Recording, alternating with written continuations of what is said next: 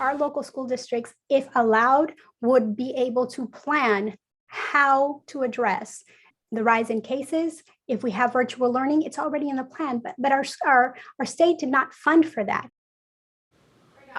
Right now, the largest teachers union in Texas is lashing out at the state as districts aren't left with many options as cases rise. Here in Southeast Texas, 402 new cases reported today alone.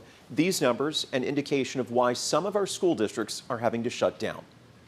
And tonight we're looking at Hardin County schools after Judge Wayne McDaniel sent an email to school districts in the county just urging them to mask up. Yeah, he says a majority of the new cases involve young people, particularly teenagers. 12 News reporter Cameron Seibert is tonight joining us with his message.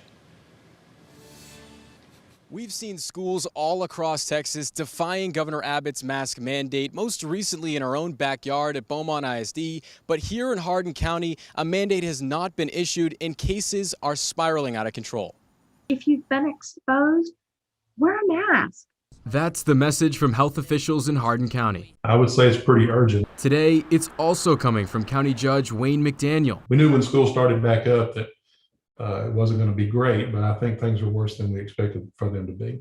In just 2 weeks, 392 students and 103 staff have tested positive within the 5 Hardin County schools. That's actually quite a number of students. For some campuses, that pushes close to 10% of their students are actually testing positive for COVID. Winberg says the uptick comes from the Delta variant. If I expose 10 people, last year 1 or 2 might get sick. This year, maybe 5 or 6 are going to get sick.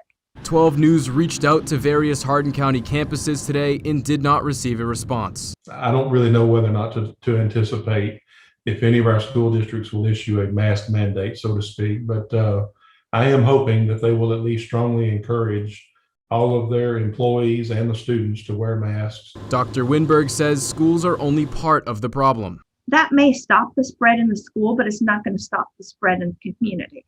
She says people are missing the bigger picture.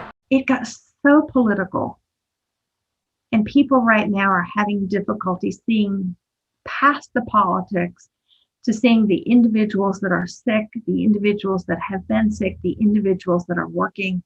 And we forget that there's humans behind all of this.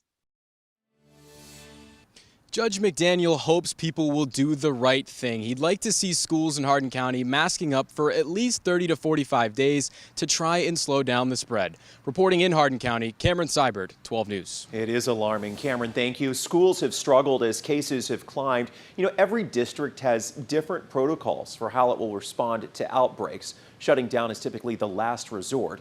Burkeville ISD is the latest to close its doors for the next week. This year, virtual options were not provided for students. The district had done was they built in 8 additional days into their calendar above what the state requirements were for days. So the Texas House has passed Senate Bill 15. That's a bill that offers virtual learning, but not through local school districts. If Burkeville schools have another outbreak when students return to the classroom, the interim superintendent, Darrell Myers, says they will have to provide work packets and unfunded virtual options.